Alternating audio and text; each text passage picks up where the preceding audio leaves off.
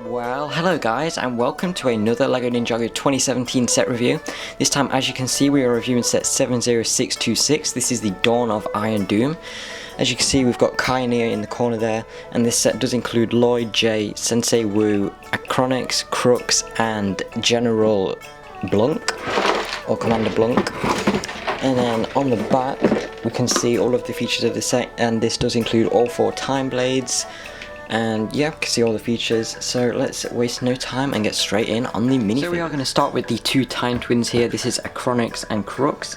So as you can see, both of them have really nice torso and leg detailing there, and it is actually quite similar, but there are some differences. For example, you can see Acronix here has this little sand timer, and then Crux has this kind of iPhone or something with the headphones. And then taking off the masks, there you can see their faces, and the only one who does get an alternate face is Acronix, which I'll show you in a minute. But we do also get their 2 hair pieces, which is pretty cool. So as you can see, there they are with the hair, so when you take off the masks they don't have to be bald. And it also makes sense considering Acronix has got that double-sided face there, where as you can see he is Dr. Saunders. And then we can see the back detailing there for Crux, and of course no double-sided face. And they do also both get these green pauldrons there. And you can also see they do have detailing on the foot, like pretty much every minifigure in this wave. So yeah, that is it for the 2 Time Twins. And then just taking a quick look at what Acronix looks like with the hood on, with his Dr. Saunders face. And that does look pretty cool. So yeah, that is it for the Time. So next up here we have got an orange vermilion. This is of course Commander Blanc. And as you can see, he's got this pretty cool weapon there. And as you see, he does also have this new vermilion helmet with the snakes in translucent orange on there, which is pretty cool.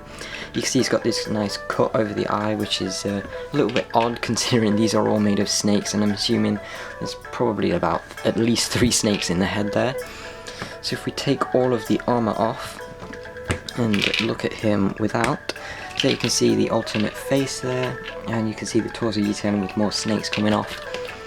And then we've got the back detailing there with more snakes, and then that other face. So yeah, that is it for Commander Blanc. Pretty cool minifigure, just like all of these Vermilion minifigures. And next up we have got Jay and Lloyd, both in their fusion suits, which are pretty cool. So as you can see, the torso and leg detailing there. I'm not a big fan of these 2 suits, but they are still okay. And then there you can see their faces, and Jay is the only one who gets an alternate face. As you can see there, it's the same face he had in the Day of the Departed wave. And then there you can see their back detailing.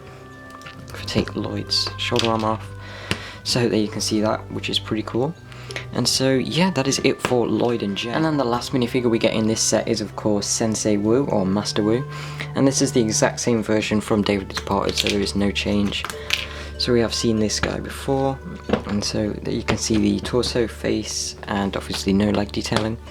And then there you can see the back detailing, and of course he's got the sacred flute there. But yeah, that is it for Sensei Wu. Now we can get on to looking at the actual set itself. So we are going to start with the 2 side structures here, and starting off down with the prison cell one. So as you can see, this is the prison cell for Sensei Wu. You can see in there some of the detailing has got this snake coming out, and there are also another 6 extra snakes in this. So as you can see, just like with the Vermilion Trap, or the Vermilion Attack set, this is another tree stump, which is pretty cool. And the really good thing about this is, as I showed in my Vermilion Trap attack review, you can actually combine this to the Vermilion Trap, which is pretty cool. So then you can build an even bigger swamp setting, which is really nice. And so, as you can see, you can close this up, and what you try to do is get those red claws to interlock into the holes there, which is pretty nice. And then you can see we've got the leaves and the vines here. And overall, just a really nice design to make this tree stump, and a really well thought out design as well. And so you can see the Vermilion have kind of carved into this tree stump to make this prison cell for Sensei Wu. So all you have to do is just stand him in there, and he can stand on some of the studs, or you can stand him on that red disc in the middle. And then you just close that up. You can see the snake is slithering out, so I guess this could be a place where an egg has hatched. And there are just Vermilion snakes crawling out. You can see it's also got these 2 random bits of, I'm guessing like maybe wood roots, but yeah. that is it for the prison cell, and you can also combine this to the bigger structure there, like so, or you can combine it there. So obviously there's 2 clips. Either way, you still get an extra clip for the vermilion trap, so then you can build this really nice little swamp design, and it's basically covered from all 4 corners. There's just this little awkward bit there, but you can fix that by turning it that way. And as you can see, I did accidentally launch the feature, which we are going to get to in a moment. And then onto this main structure here. So as you can see, obviously it has got the egg on top, which I am not going to keep up there for now in case I knock it off again. So as you can see from all 3 views, obviously it's got this pretty basic design to it with the large pieces, but it does really look like a old and broken tree. You can see it's got the 2 ladders here. This one at the top is on a hinge, so you can move that about. So that can obviously be for people to get onto the Iron Doom. And then you can see it's got this little catapult here. That is for the feature. So what you can do is you have a ninja on there, and you put the egg up here, and all you do is you push this sphere forward, and then the egg will drop down and hit the ninja off, which is pretty cool. And it does work almost all of the time, so that is really nice. And you can see we've got this vermilion sword here on the side there, so yeah, that is pretty cool. And then we've got the 2 clips to where the prison cell can attach, or you can attach the ladder here to the top clip and have a different layout. But there are a lot of combinations in this, which is pretty cool. Now we can get onto the actual Iron Doom Snake Mech itself. So there you can see the full Iron Doom Snake Mech, which is pretty cool. And so starting off down at the bottom here, as you can see there are stickers on it showing that it is basically made up of snakes and just loads of armor plating. So as you can see at the bottom here, it has got the tail, which can move, and most of it is on mixer joints there. And you've got these 2 bronze little Urukai sword pieces recolored in that bronze color, which is pretty cool, or copper. And so you can see really nice sticker detailing there, which is quite unfortunate that it is stickers. And you can see a nice new recolor of the ingot pieces. And then you can see from the side how this is kind of built. And then moving up, you can see we've got the time portal in the front there and all 4 time blades. Obviously we've got the slow-mo time blade, pause, forward and reverse. And then you can see we've got the time portal in the middle, which does spin around, and I'll show you how you do that in just a minute. And you can see we've got the 2 arms here, and the only problem with this is that because of this piece here, you can't really move them forward, like kind of as far forward as they can go. But it is a pretty easy fix. All you have to do is take off this piece, and then as you can see they will move better, but it's still not perfect. You can see that you've got this little tan pin in there, and what you can do is with these swords on the back, you just have to take them off, and then you just put them in there, and they will not stay if you don't move the hands shut. So as you can see, now it has got the swords, and obviously because of the problem with the articulation in the arms, you can't really get this to fight very well. But you can see it has got the new snake molds on the bottom of the arms there, and so both arms are pretty much the same, just kind of a mirrored build. And then obviously the time portal is actually 2 pieces, so I'm guessing this is kind of when it's deactivated, and then this will pop up as the actual portal, which is pretty cool. And then moving up, you can see we've got the head of it, and you can see it has got this spring-loaded missile as kind of an eye, so you can shoot that off. And it's got 2 more of these Urukai swords which can be moved out. And as you can see, we've got the Hero Factory armor with these snakes going in and out, so you can see that's kind of the tail, and then it's coming out there.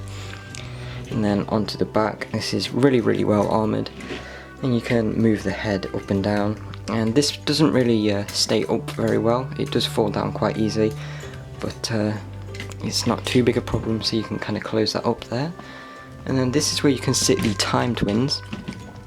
So as you can see, there are 2 control panels there with stickers there and there, and basically what you can do is sit or stand the time twins here. So you can put one there, and then you can put the other one here.